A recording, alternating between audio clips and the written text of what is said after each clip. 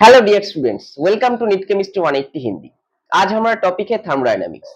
इस थर्मोडायनेमिक्स का full syllabus का टॉपिक वाइज हम वीडियो देखेंगे आज, जिसमें हम पीवाईक्यू सॉल्व करेंगे नीट और जेईई मेन का, जिससे कि आप लोगों का जो फिफ्थ में एनटीए नीट एग्जाम लेने वाला है उससे पहले आप लोगों का कॉन्सेप्ट क्लियर हो जाएगा कि किस किस टॉपिक में से कैसे सवाल पूछे जा सकते हैं और उसको हम कैसे सॉल्व कर सकते हैं।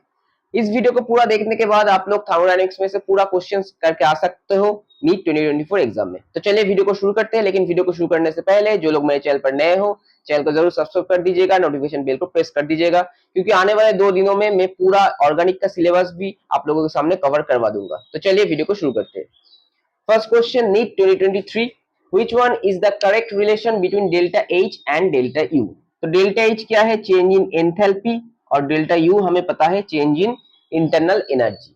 तो फर्स्ट ऑफ ऑल, अगर जो लोगों को याद नहीं है, मैं थोड़ा करके दे रहा हूं आप लोगों को डेरिवेशन। हमें पता है क्या? H is equal to U plus PV.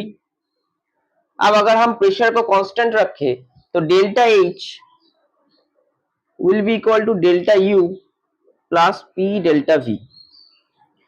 अब आइडियल गैस इक्वेशन हमें पता है क्या? PV is equal to N R T. अब कांस्टेंट टेम्परेचर और कांस्टेंट प्रेशर में हम क्या लिख सकते हैं? P delta V is equal to delta N G R T. यहाँ पर जी बहुत ही इंपॉर्टेंट है, क्योंकि डेल्टा एन जी का मतलब क्या है?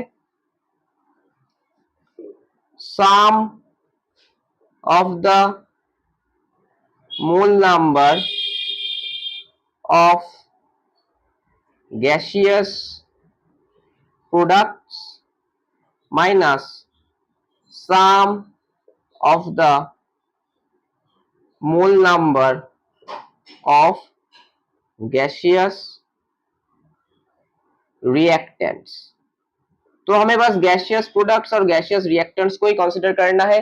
गैसियस के अलावा जो भी लिक्विड या सॉलिड होगा उसको हम कंसीडर नहीं करेंगे। तो उसके साथ ही हम डेल्टा यू अगर दिया होगा, डेल्टा एच निकाल सकते हैं अगर आर और टी का वैल्यू हमें पता है। तो डेल्टा एन जी हमें निकालना होगा इस तरीके से। पहले हमें सम ऑफ द गैसियस प्रोडक्ट्स निकालना होगा, जिसका मोल नंबर सम निकालना होगा। उसके बाद उससे माइनस करना होगा sum of the mole number of gaseous reactants. तो अब हमें क्या करना होगा? बस इस पी डेल्टा वी का वैल्यू यहाँ पर पुट कर दीजिए, तो आ जाएगा delta H equal to delta U plus delta N G R T. तो यही होगा रिलेशन चेंज इन एंथैल्पी और चेंज इन इंटरनल एनर्जी का। तो option D will be the correct answer. ये नीट 2023 का सवाल है। Now which one is the correct relation between CP and CV. इसका मैं डेरिवेशन नहीं दिखाऊंगा, हमें पता है CP minus CV is equal to R. ये नीट 2021 का सवाल है। इसके बाद हमें 3 थर्मोकेमिकल इक्वेशंस दिए गए हैं, जिसके हमें C graphite plus half O2 CO2 produce कर रहा है, जहां पर change in enthalpy X। Graphite half O2 मिलकर CO प्रोड्यूस कर रहा है, तो चेंज इन एंथैल्पी Y। और CO हाफ O2 के साथ मिलकर CO2 प्रोड्यूस कर रहा है, तो change in enthalpy Z।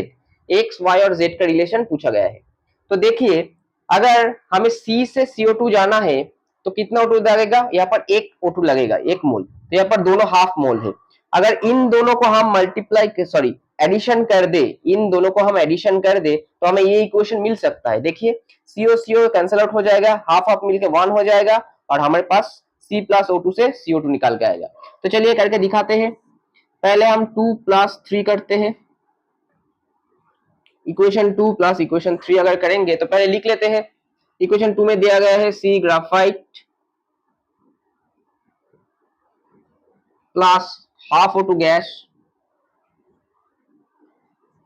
Product में आ रहा है CO गैस, और डेल्टा H है Y किलोजूल पर मोल। अब इक्वेशन 3 में क्या लिखा है? CO gas plus half O2 gas, product में आ रहा है CO2G, डेल्टा H आएगा Y किलोजूल पर मोल, हमें दिया गया है। अब इन दोनों को हम ऐड करेंगे। अगर ऐड करेंगे तो CO CO कैंसिल आउट हो जाएगा, तो निकल के आएगा क्या? C graphite plus half 1 that is O2। यहाँ पे आएगा CO2 गैस, और डेल्टा H आएगा, इन दोनों का ऐड कर दीजिए Y प्लस Z किलोजूल पर मोल। अब यही तो इक्वेशन नंबर 1 है हमारा, यही हमारा इक्वेशन नंबर 1 है।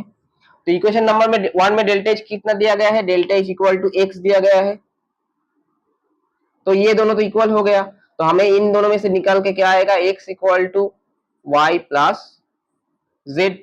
सो option B will be the correct answer. इसके बाद में थर्मोडायनेमिक्स का दूसरा टॉपिक करवाता हूं आप लोगों को।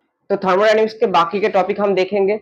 देखिए question number 4, under the isothermal condition A gas expands at 300 Kelvin from 0.1 liter to 0.25 liter against a constant external pressure of 2 bar। तो वर्क डन पूछा गया है। तो कांस्टेंट प्रेशर के अगेंस्ट हमें आइसोथर्मल वर्क डन कितना होगा ये हमें निकालना होगा। तो उसका फॉर्मूला है work done that is W is equal to minus P external delta V यानी minus P external V2 minus V1। यहाँ पर माइनस P एक्सटर्नल कितना दिया गया है, P एक्सटर्नल 2 है तो माइनस 2 इंटू V2 कितना है, फाइनल वॉल्यूम देखिए 0.25 तो 0.25 माइनस इनिशियल वॉल्यूम कितना है 0.1 तो 0.1 तो माइनस 2 मल्टीप्लाइड बाई 0.15 यानी माइनस इसको निकाल के आएगा 0.30 लीटर बार। अब इसको जूल पे कन्वर्ट करना होगा, तो जूल में कन्वर्ट करने के लिए क्या होगा, minus 0.30 1 litre bar equal to 100 joule दिया गया है, तो 100 से मल्टीप्लाई कीजिए तो यहाँ पर आंसर आएगा माइनस 30 जूल। तो option B will be the correct answer. ये नीट 2019 का क्वेश्चन है। अब नीट 2020 में से एक क्वेश्चन देखेंगे हम। बोला गया है कि for the reaction 2Cl gas से Cl2 यानी बॉन्ड फॉर्मेशन हो रहा है, यहाँ पर दोनों Cl एटम जुड़ के एक Cl2 मॉलिक्यूल बना रहा है, तो कोवैलेंट बॉन्डिंग हो रहा है। तो यहाँ पर करेक्ट ऑप्शन क्या है, तो डेल्टा एच और डेल्टा एस हमें निकालना है, पॉजिटिव होगा या नेगेटिव होगा। ये क्योंकि बॉन्ड फॉर्मेशन हो रहा है तो स्टेबिलिटी इंक्रीज हो रहा है, तो स्टेबिलिटी इंक्रीज होगा तो हीट बाहर की तरफ जाएगा, सिस्टम का हीट घटेगा। तो यहाँ पर एक्सोथर्मिक प्रोसेस है, बॉन्ड फॉर्मेशन क्या है, एक्सोथर्मिक प्रोसेस है। तो डेल्टा एच क्या होगा, नेगेटिव होगा, तो डेल्टा एच लेस देन 0 होगा। अब यहाँ पर देखिए 2 स्पीसीज है, दोनों स्पीसीज है। अब यहाँ पर एक स्पीसीज है, तो स्पीसीज का नंबर घट गया तो रैंडमनेस क्या होगा, डिसऑर्डर और रैंडमनेस क्या होगा, रैंडमनेस भी घट जाएगा, रैंडमनेस डिक्रीजेस। तो एंट्रोपी क्या होगा, entropy is the measurement of randomness, तो एंट्रोपी भी घट जाएगा, तो एंट्रोपी कम हो जाएगा, तो delta S will be negative, so delta S will be less than 0। so option D will be the correct answer। तो मैंने थर्मोडायनेमिक्स में से ये 5 क्वेश्चन कराए, पांचों अलग अलग टॉपिक के, पांचों डिफरेंट टॉपिक के। तो अगर आप लोगों को वीडियो अगर अच्छा लगा तो वीडियो को लाइक कर दीजिएगा, दोस्तों के साथ शेयर कर दीजिएगा और चैनल को सब्सक्राइब जरूर कीजिएगा। मैं ज्यादा लेंथी वीडियो नहीं बनाया क्योंकि आप लोगों का दोनों 2 दिन बाद ही एग्जाम है, तो आप लोग बस टॉपिक को ओवरऑल देख के जाइए कि इस तरीके का क्वेश्चन आ सकता है, ये पूछे जा चुके हैं, तो इस तरीके का सवाल ही आप लोगों से पूछा जाएगा। अगर इस वीडियो में से आप लोगों को कुछ भी हेल्प हो जाएगा तो मेरे लिए बहुत बड़ी बात है। नमस्कार।